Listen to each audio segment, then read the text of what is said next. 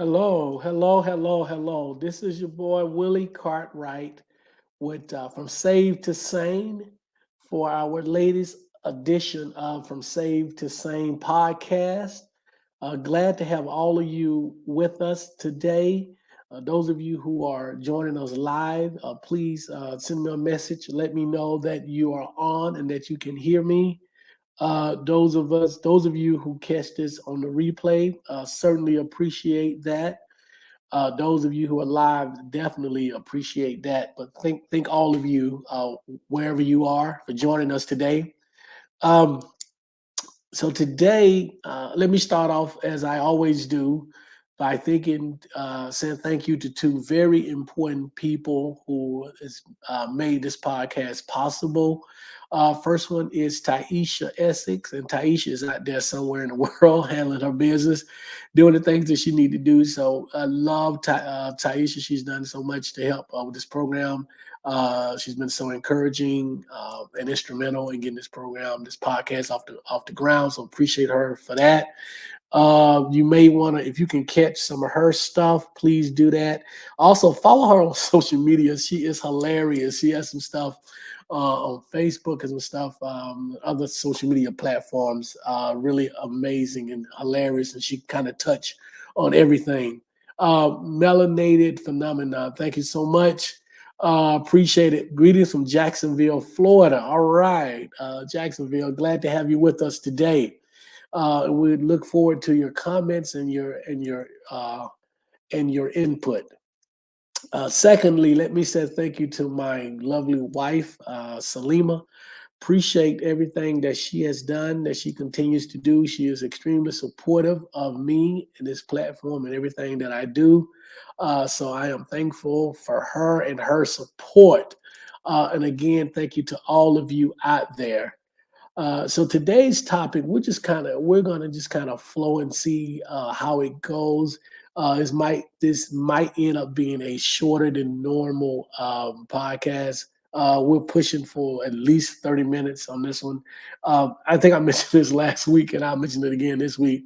I had talked last year about possibly having some shorter podcasts. We usually do about an hour, but we thought about maybe having some shorter ones from time to time because I know people want to maybe check in, see some shorter podcasts and don't have the time to spend an hour on the podcast. If you're anything like me, you may have a short attention span, which I tend to have a short attention span at times. However, we will go with the flow. If we make it, if we get to 30 minutes, then that's great. Everything after that is bonus today. If we get to our usual hour, that'd be awesome as well. That would mean that we are in the flow. So certainly appreciate that. Hopefully you guys can hear me out there. Jay Jammin from Houston, appreciate it. Oh man, this is awesome. First time. Great, great, great to have you. Glad to have you. Hopefully you've been able to go back and check out some of the older shows. But if not, then thank you, thank you, thank you, thank you for joining. Certainly appreciate that. Tell your friends. What we do here is we just have real discussions about religion, spirituality, and anything related. You don't have to be of a particular belief system to join, to be part of this podcast. You don't have to be non-religious or non-affiliated, what we now call nuns, N-O-N-E-S. You don't have to be agnostic or atheist. You could be of any denomination, any belief system, any spiritual practice whatsoever. We welcome all. This is a dialogue. This is a dialogue of learning. This is a dialogue of exchanging of ideas and viewpoints. It is a safe space unless someone comes in here crazy. But we've been fortunate not to really have much of that. So thank you for joining us. Absolutely, certainly appreciate that. Uh, thank you, Melanated. I love all of your podcasts. In fact, I wish you would do no more. I, I wish you would do not more often than just every 2 weeks because I love your content and I love your energy. Oh, I appreciate that so much. Yeah, I think we started off trying to do every week, but I don't do every week for a really good reason, a reason that is significant to me actually doing this program. That is because I am in school working on this will be my second master's degree, but this one will be in religious studies. So not only are you getting a person who is um, uh, uh, who loves the subject matter, but I am immersed in the academic space of the subject matter. So I'm not just telling you, giving you information or telling you my opinion on stuff. My opinion is based on facts. And there is some opinion, but a lot of stuff I give you is factually based, and it's coming from a space where I am in pursuing the academic rigors of religious studies, and hope to pursue a PhD in this. So I am here for the foreseeable future. I am here for the long haul. So absolutely. Let's see. Amanda said head or Amanda is in the church house. Amanda's the church. Appreciate it, Amanda. Glad to have you. And as you can see, I love to have fun on this podcast. I love for us to talk and dialogue, and this can be a heavy subject matter at times, but as many times as we can find the room to laugh and joke and make sure that it's relevant to what we're talking about, then absolutely. So today's topic, let me get to so today's topic is, can believers and non-believers coexist? Where is the tension in our coexisting, us trying to coexist? And so I always start off by telling you where the topic or the theme came from. And today's topic or theme came from just a recent experience that I had on the campus of where I go to school at here in Atlanta. It's a downtown Atlanta campus. So if you know anything about Atlanta, the city of Atlanta is extremely progressive. It is a very progressive city, and the university I attend is the largest university in the state of Georgia. It is smack dab in the middle of downtown Atlanta. And so it is. It has a progressive grain running through it. But last week, or was it the week before last? Like last week, on my way to class, and this is not the first time that I've seen this, but there's a group of adamant, devout, uh, evangelizing Christians that set up shop with speakers, microphone, a bullhorn right in an area that's commonly called the quad at this school. And the quad, as you can probably guess, is an area that's open, grassy area where a lot of students come together and just hang out. So this is not the first time that I've seen this group there, but what they do is it's almost like, if you're familiar with Westboro Baptist Church, how they would come to events or show up at events with these crude signs saying you're gonna burn in hell if you don't repent, and that you're a sinner, and that being gay or lesbian is wrong, and all this kind of stuff.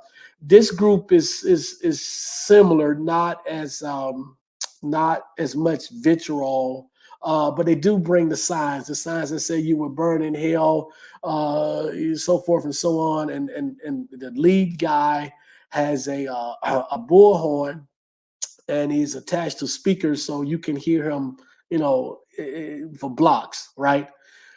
So this happened this past Monday. Yeah, Monday.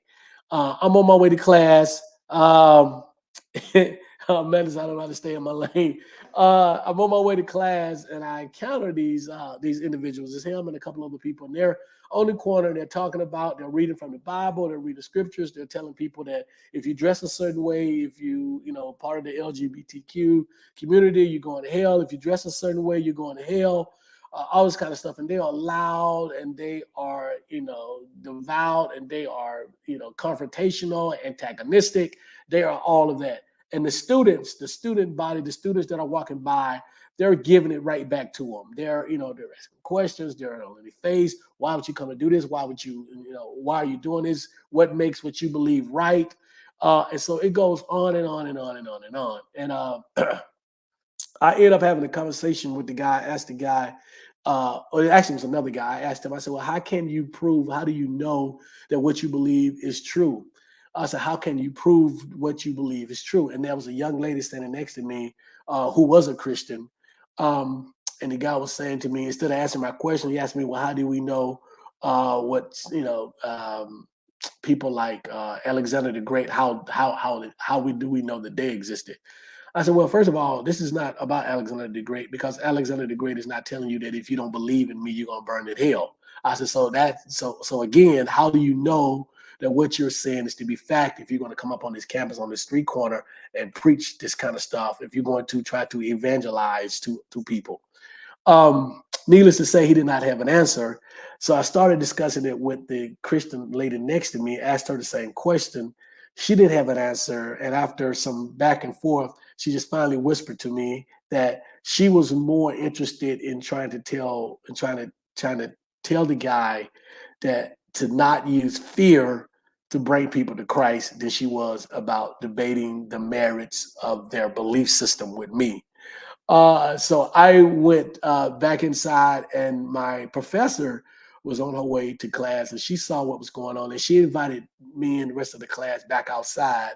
And we again engaged in, well, this time my professor, who, by the way, has 6 degrees, theology, seminary, religious studies. She has about 6 degrees regarding religious studies. A very, very bright, intelligent lady, but very real. And so we went back out. She engaged in conversation with the gentleman, the lead gentleman. And after a little back and forth, he proceeded to tell her that because she was a woman, and because he was, in his belief system, because she was a woman, she was not qualified, or she could not engage in a conversation with him. She could not teach him anything. She could not talk to him because she was a woman, and he was basing this on his scriptural beliefs or his scriptural interpretation on the Bible that he had. And so, make a long story short, that went on for a while. Ironically, on the next, about 2 streets over, same campus, as always, every single day, there's a group of Jehovah Witnesses that are set up at a park. Now, let me tell you a little bit about this school campus in Atlanta. Atlanta, downtown Atlanta, the city of Atlanta has a tremendous amount of homeless people. I mean, not on the level of Los Angeles or New York or whatever, but for a southern city, it has a tremendous amount of homeless people. Where the campus is situated in town, there's a park across the street from one of the main buildings. It is nothing but homeless people. When I say homeless people, I'm telling you 100, 150, 200 homeless people. And the Jehovah Witnesses have about 3 stands set up around the park where they obviously try to convert you or whatever it is. But I never see them trying to feed the homeless people. Um, and the same day on my drive home, about a block from campus, I ran into our favorite, the Hebrew Israelites. All of this in the same day within a half a mile radius of this campus. The same day, got all of them. And of course, the Hebrew Israelites were up to their normal shenanigans, as I call it, on the street corner, yelling, screaming at people, students as they walk by, telling them, the quoting scriptures out the Bible.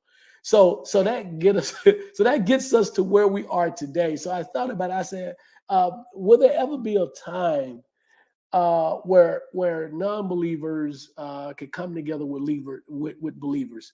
Um, Christians, for the most part, are believe that it's their job to evangelize to people.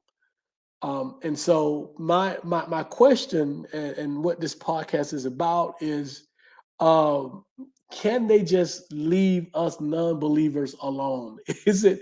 I mean, what is it about us not being believers that they have to come at us and try to convert us or try to convince us that their side is right?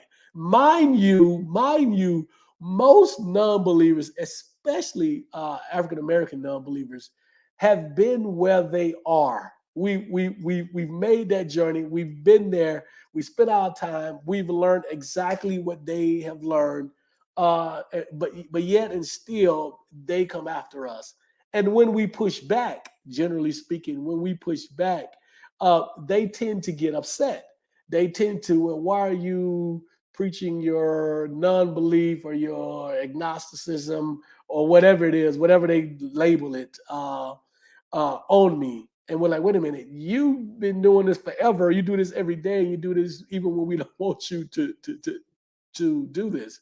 So I just thought that we should have a conversation today about, can we both coexist, and where is the tension in this? Let me read a couple of comments. Those of you who never joined us before, this is your first time. Uh, I have a policy where I will stop at any point and read the comments, so that people who are making comments can be seen or heard, and we can discuss those comments. I don't wait until the end, and so that's just so if that, hopefully that doesn't bother you. So that's where we are. So the last comments were, Papa Soul Searcher, what's going on? Glad to have you with us today. Amanda, the last thing Amanda said was, they don't know how to stay in their lane. Melanated prior to that said, that's awesome, and I'm very proud of you. Appreciate it. I think he's talking about what I was mentioning in school. Keep up the awesome work, and I am with you 1,000,000%. Thank you, thank you, thank you. Certainly appreciate that. Amanda said they don't know how to stay in their lanes. No, they do not. But here's the thing, Amanda. They believe that their lane is trying to bring all of us to Christ, to be believing the way that they believe. Papa Soul Surgeon said, PC folks, glad to have you. Amanda again said they don't really care about people as human beings. If your religious beliefs don't align with theirs, they will throw you away quickly. Uh, absolutely. They it's I've said this before on the show, that in my experiences with being a Christian and in that whole um, um, thing there, the most important thing and the only thing becomes, are you saved? Everything else pales in comparisons to, are you saved? Regardless of your social economic conditions, majority of these people are only concerned with, are you saved and can it get you saved? And even for the ones who appear to care about your well-being, your earthly well-being, it is, in my opinion, and what I've experienced, it is in some cases because they believe that they should be doing this because their Bible is telling them this, or some of them feel like that if I do something nice for somebody, then God is going to bless me, or it gets me a better seat in heaven. Nothing to me. There is um, with some of them, I'm looking for, where is the offensive, the where are you being authentic about your concern and caring for your fellow human being, your fellow human, as Jesus would have done. Does everything have to be attached to? Do all of your behavior have to be attached to and tied to in some way, tethered to um, your mission, your biblical mission, your divine mission to convert us, or uh, you doing good being tied to you receiving a blessing on the other end? Because for those of us who are non-believers, one of the first things that we realize once we become non-believers, once we embrace this journey, is that now the things that I do, there's no strings attached. If I do something good for somebody, it is truly from the bottom of my heart. And I'm not saying that's not the case for any Christians. I'm just saying, in my experience, that's been the case for a lot of them. It's been just the opposite. That they're not doing it generally from their heart. They're doing it for some ulterior motive that is related to their spiritual practice. And some people will say, well, if it's because of their belief system that they act good, then what's the problem? Well, the problem is this. First of all, if it takes a God, or you believing in a God or a deity, for you to act right, then I have some serious concerns about you as a person. See, it's really difficult for me to see another person, another human being suffering and struggling, and me not help them if I'm able to help them. Even if I see someone on the side of the road and I drive by, it still bothers me. And it has nothing to do with a belief system or a deity or a God. It's called humanity, And so if your humanity is tied up in your worship or your praise or your belief system, then that's not true humanity. And so that's what we have to look at. And also the flip side of that is, if whatever it is, your faith system or your belief system or your belief in this deity or this God is what's making you act right, what happens one day when you wake up and you realize that maybe this deity or this God doesn't exist, and that your whole life wrapped up in this faith system has been a fairy tale? Now, do you now go out and harm people or do bad things to people because this was the only thing that was keeping you from doing that? So that's scary. And it's funny. I had a discussion with two students in my class had this discussion, and I let them have the discussion.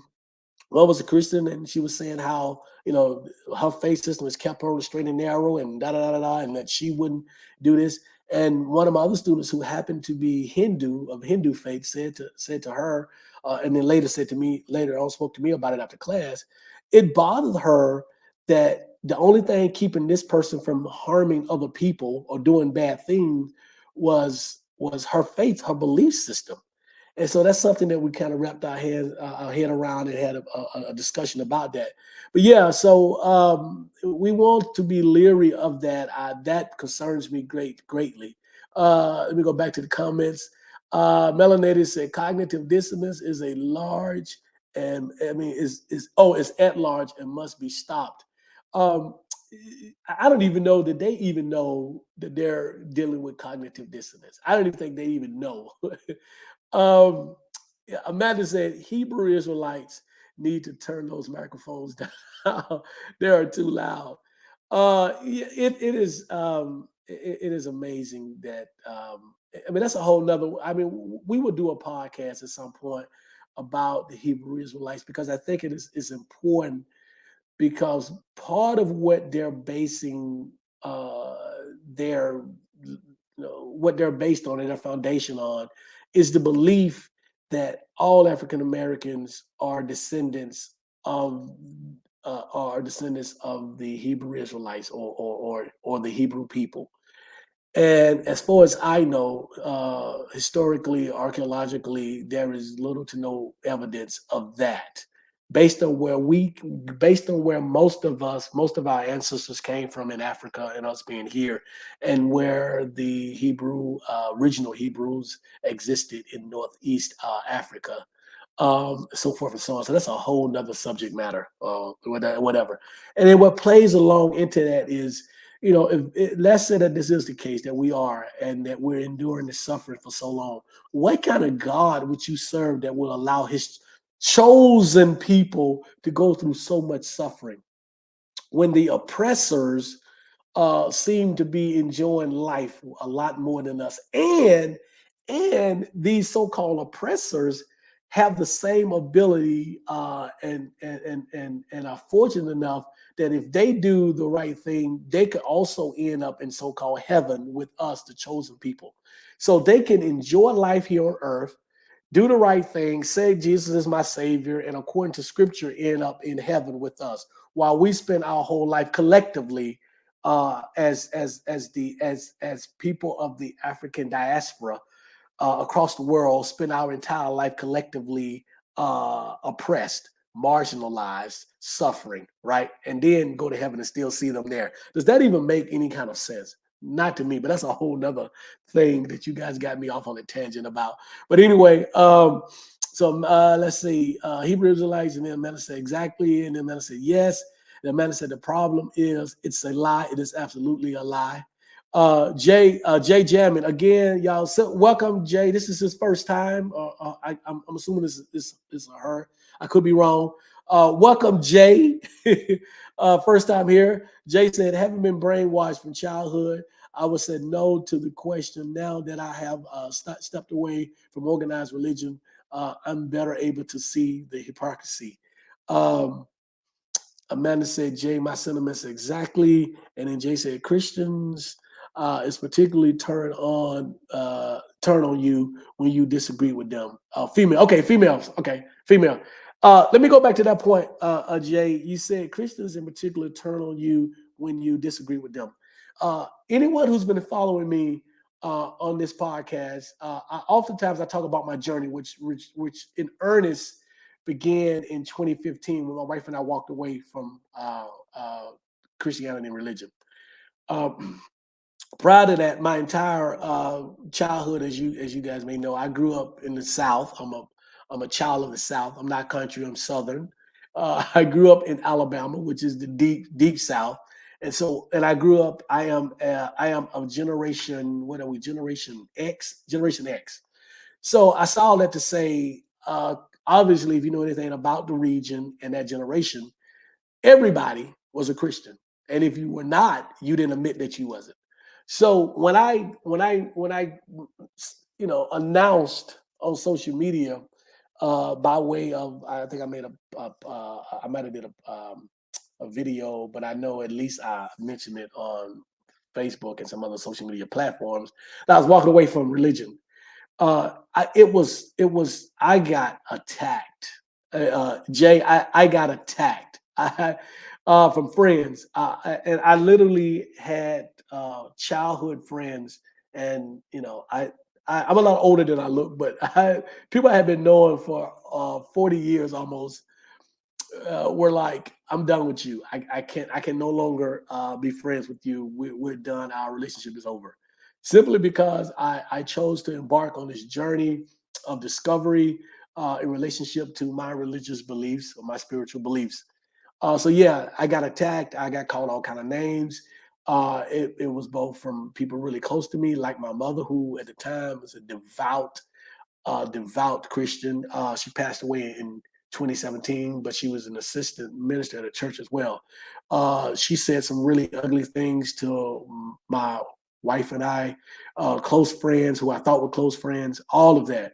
Um, I had people who, basically wished death on me because I had made the transition, the journey. So Jay, you are absolutely right. They are, and so the question, going back to what we call the guiding question, is: can believers and non-believers coexist? It is. I still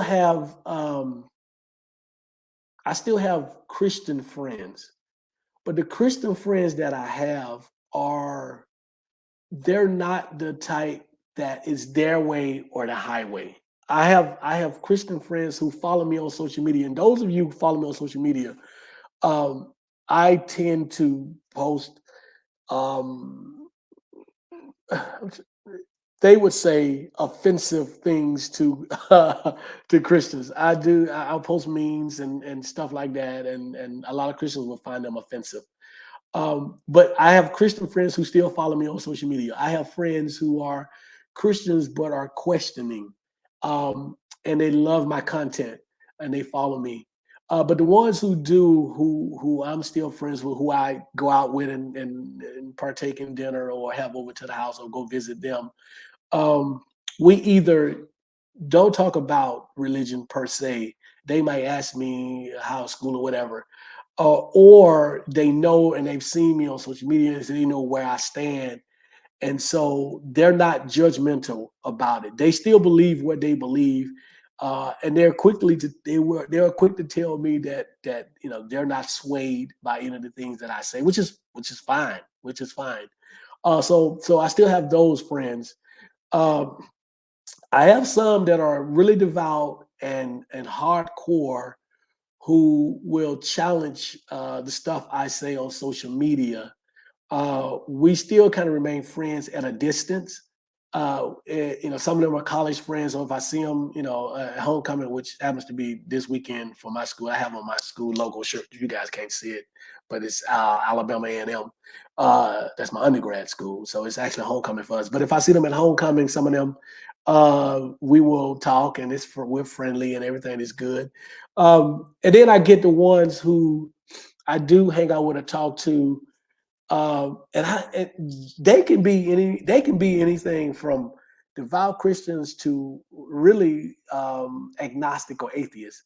and they'll make sort of sly remarks at times, believe it or not, even some of the non-believers. Some of them just think that is either funny, that I challenge believers, or they think that it's a waste of time, or they just see the comedy in it, the humor in it, or whatever. But anyway, so I'm all over the place with that. And as far as us being able to get along, oh, give me one second. I have to say. So Amanda said your memes are hilarious. Thank you so much. Melanie said, I guess Christians believe that blacks are descendants of Ham because they know that black people like ham. I'm gonna come back to that. Let me say hi to a friend of mine, Neo. What's going on, Neo? Neo is joining us. Those of you who don't know Neo X, Neo X is a powerful, powerful person in this space. She has a podcast. Please catch some of her podcasts. Support her. She is very powerful in this space here. But I'm gonna tell you, you catch one of Neo's podcasts, you need to set aside several hours because her podcasts tend to go on and on and on. But she has great content, fantastic dialogue and conversations. So please support Neo. So thank you, Neo, for that. Melanated mentioned, I guess Christians believe that blacks are descendants of Ham because they know that black people like Ham. That is hilarious. But you know what?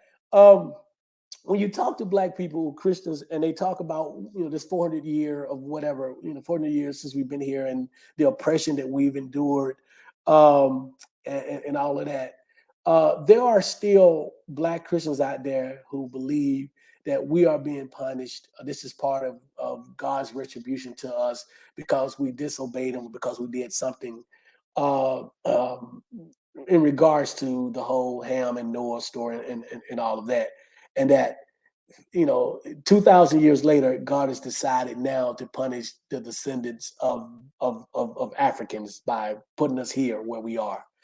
Uh, and so there's a multitude of issues with that viewpoint. First of all, it is asinine to even begin. But secondly, many of those people don't even, and they are Christians, don't even know the story. The story has nothing to do with cursing Ham. In the story, and I've said this before, and I think we maybe even had a podcast or did a partial podcast on this. If you go back and read the scriptures about that particular story, uh, in the story, Old Testament, God supposedly cursed Canaan, which is Ham's son, and it was not a curse on all of the descendants from that point on out of Canaan. They Noah's sons, including Ham, saw him drunk and naked, and he got upset. And actually, it wasn't God. Noah cursed Canaan, who was Ham's son. So right off the top, our people completely got it wrong. But however, white Christians or evangelicals, before they became evangelicals, white oppressors used this story, among others, as an excuse as to why we were or should have been enslaved. So they got the story wrong. It's completely asinine. And finally, why would you serve a God that would do this to his so-called chosen people, as I said before? And so, yeah, so there's a lot of that going on, going on out there, that people who just are not educated, are not astute to what they're supposed to be believing or teaching. So Neo X says, she said, thank you, and that she's getting better. So check out her show. So that means that she's no longer having 6-hour podcasts or 5-hour podcasts. She's getting better. But they're great. So you have to go check them out. Melanated said, are you on Facebook? Yes, I'm under, you can find me WC O'Neal, WC space ONEAL.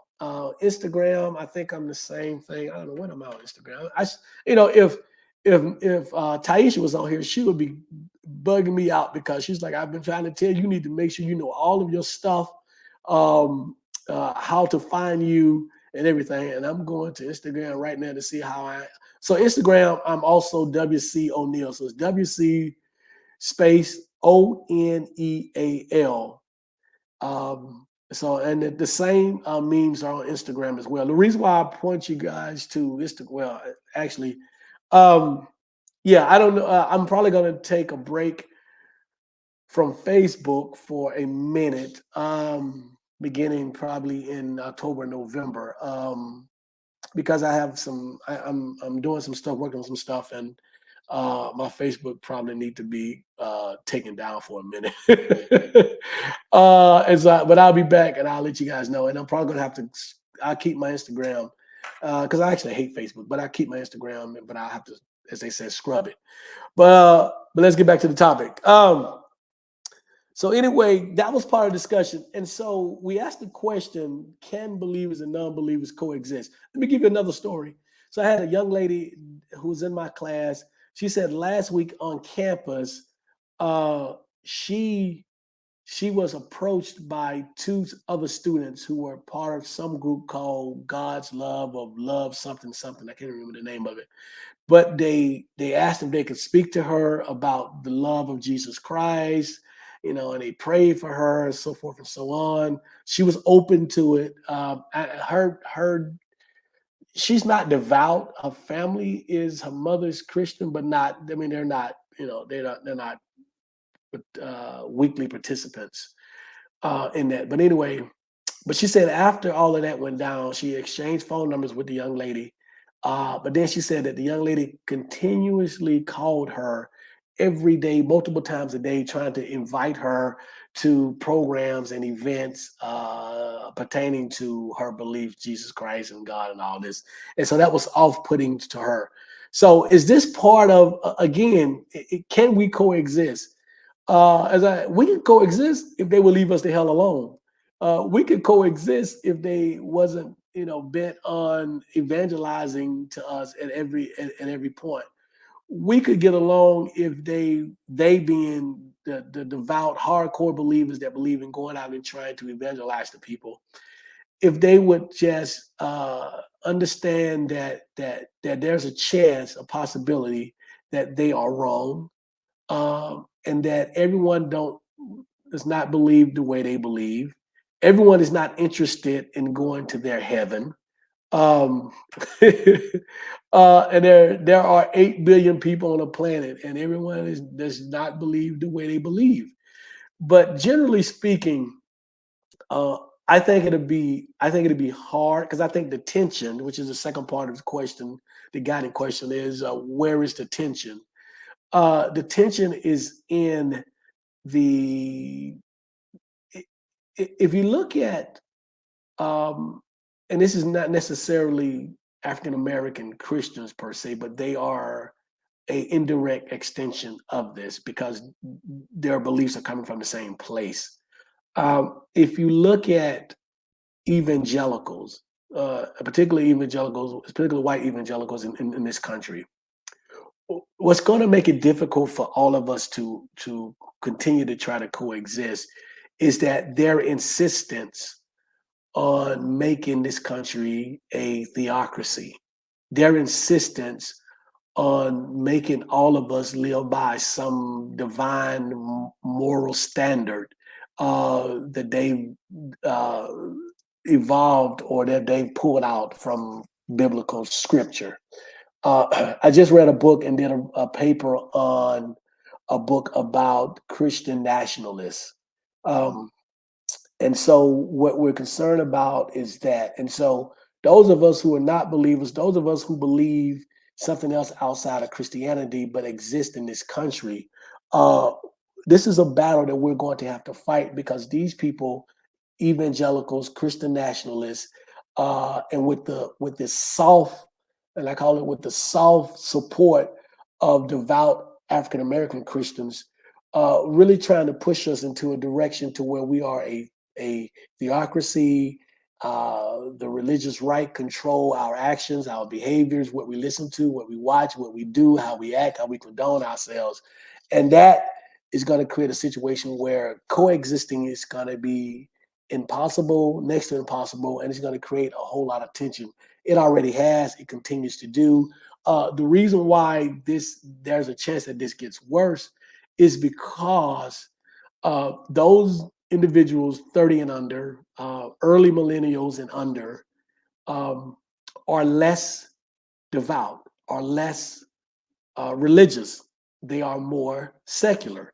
So at some point, you're going to have the clashing of generation, part of generation millennials, the young millennials and younger, clashing against, Generation X and older in these cultural wars that we are seeing anyway.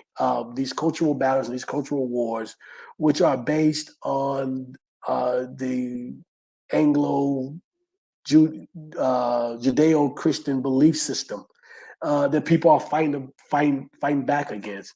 And so, yeah, so as we joke about it, in some sense, there is some harsh reality and some things to not joke about when it comes to what we're seeing in our political climate with evangelicals, uh, Christian nationalists, and all of that. So that's something just to be aware of. And I just don't do this on Thursdays. This is my entire life.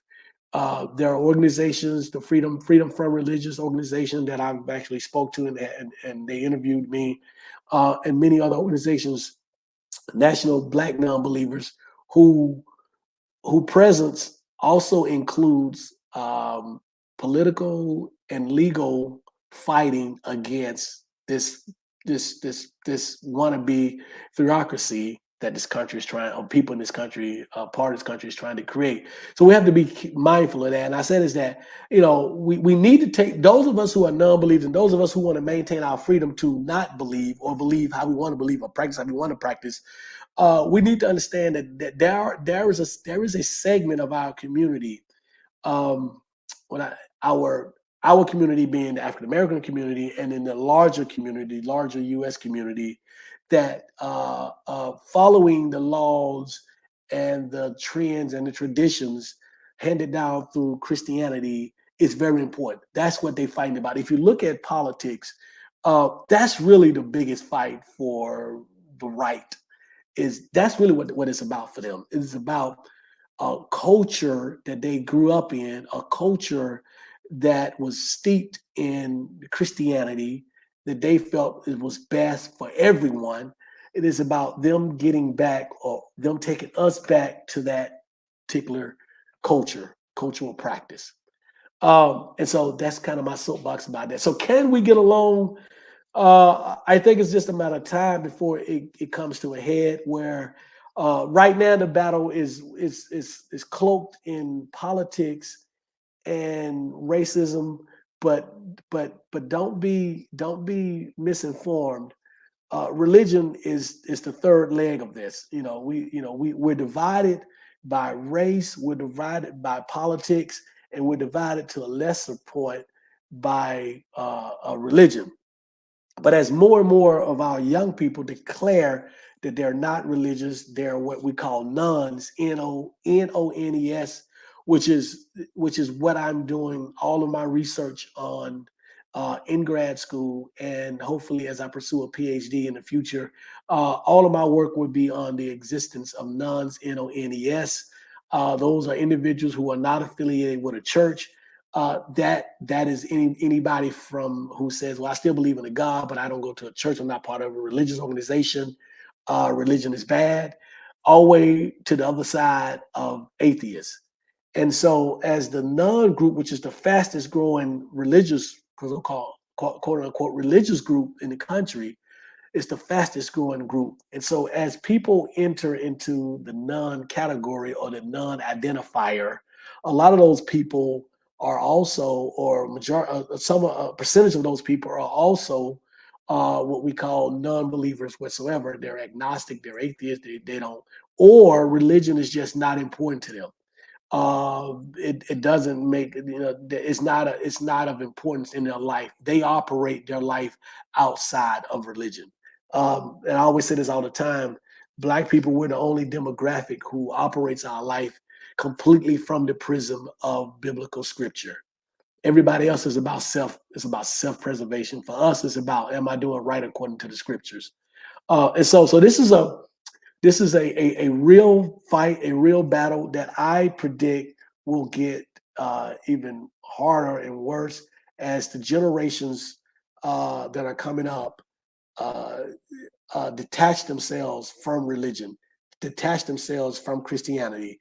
And then there will be a real question as to whether or not believers and non-believers can coexist, because the battle is going to be in the courtroom, the battle is going to be in corporate, the battle is going to be in the neighborhoods, the battle is going to be all over the place. And so that's why I think this subject is important. One of the reasons why I believe this subject is important. Let me check out some more of these comments. Amanda said the Nation of Islam is the same way. Their behavior borderlines harassment. The Nation of Islam, what my experience with them has been, nowhere near the level of Hebrew Israelites, where I can find some good in the Nation of Islam with the positive affirmations, the self love, even the schools that teach, our boys and girls respect for each other, respect for themselves. I can get with that. I might not be able to get with their theology, but I can get with some of their teachings on their behaviors and the norms and that kind of stuff. So I'm not as leery of them as I am the Hebrew Israelites, who I think are just completely in a different world. Amanda said hi, Texas. Who is somebody from Texas? Okay, Texas. Oh, Texas Goddess. Hey, what's going on? Glad to have you with us. Absolutely. Texas Goddess also says some people truly believe the U.S. is God's chosen country. Texas Goddess, there are a multitude of books written on that very subject. What's the term? The term slipped my mind, but there is a term for that. There is an actual term that people study.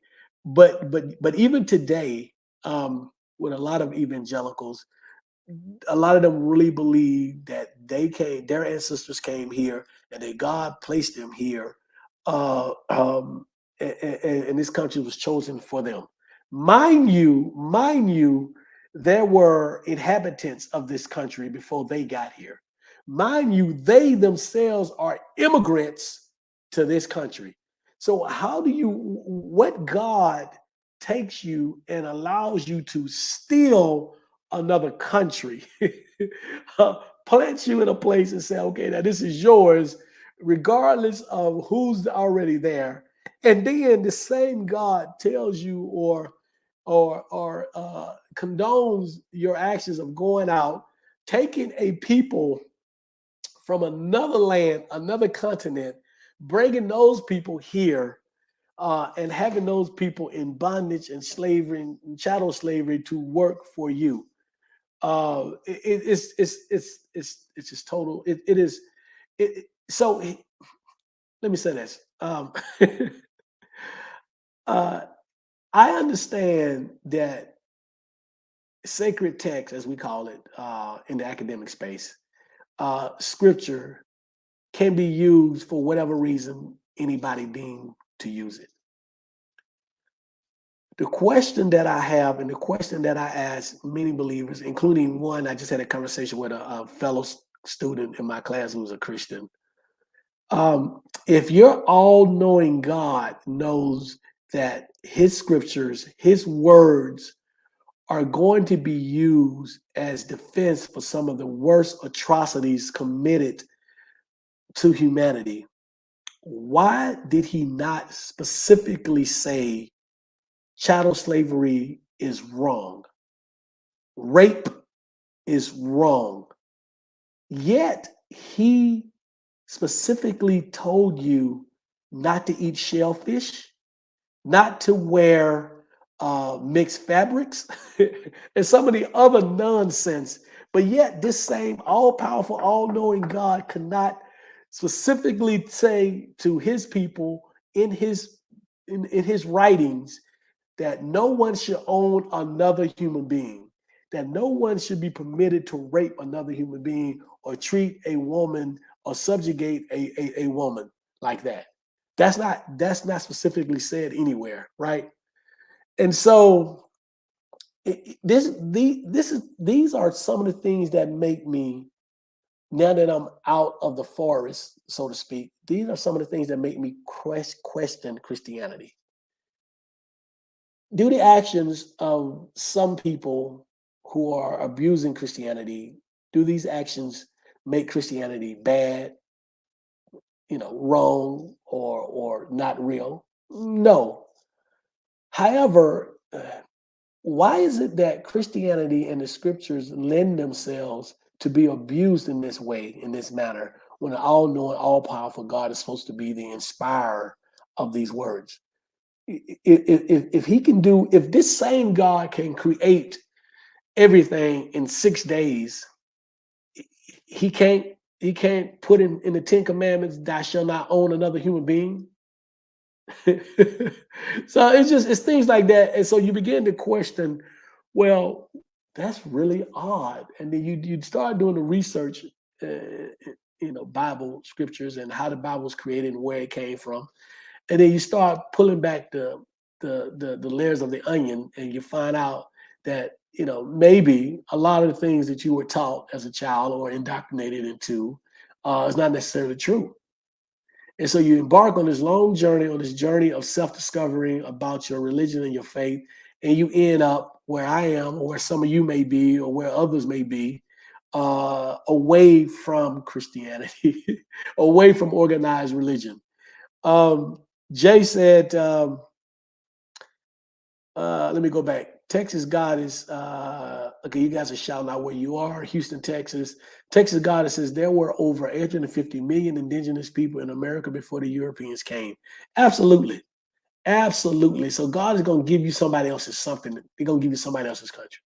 And the indigenous people, they never claimed that this country belonged to them, because they understood they were part of nature.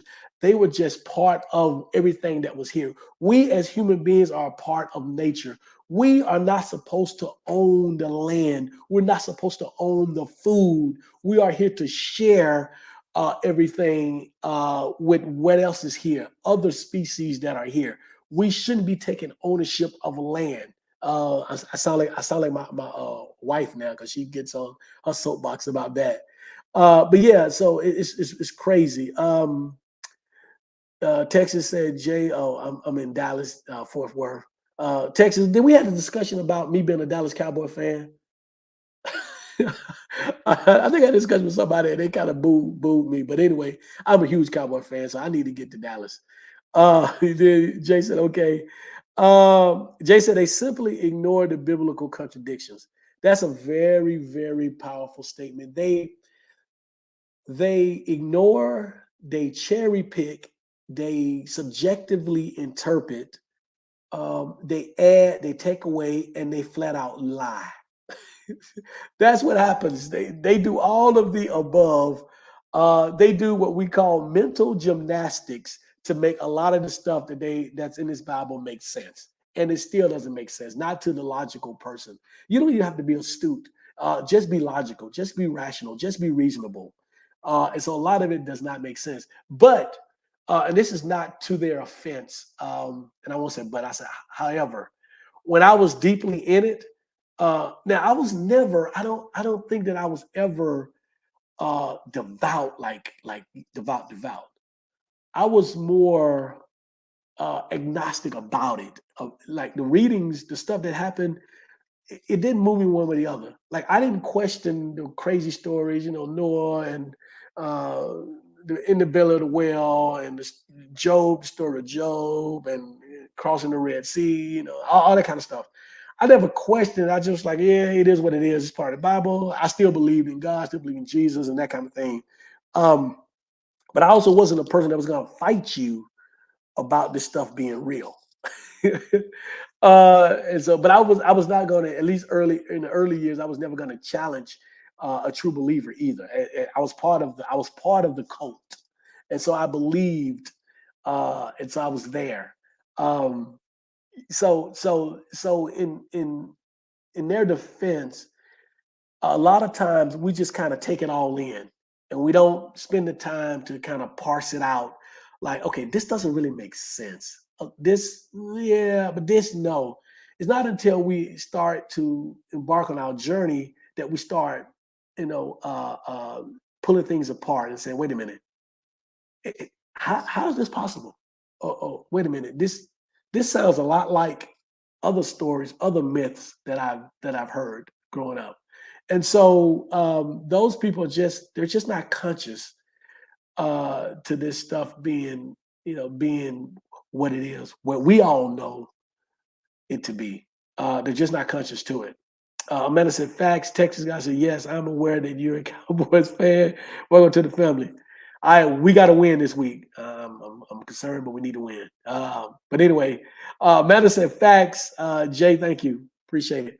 So, yeah, so at the end of the day, I don't think that it's and this is sort of me closing out, I don't think that it is our job, our being non-believers, those who are embarking on the journey, those of us who have questions, however we want to define ourselves, those of us who have pulled away from Christianity and organized religion, I don't think that is our responsibility to try to stick our hand out and be friends or shake. And this is not in the literal sense, but try to be friends with believers.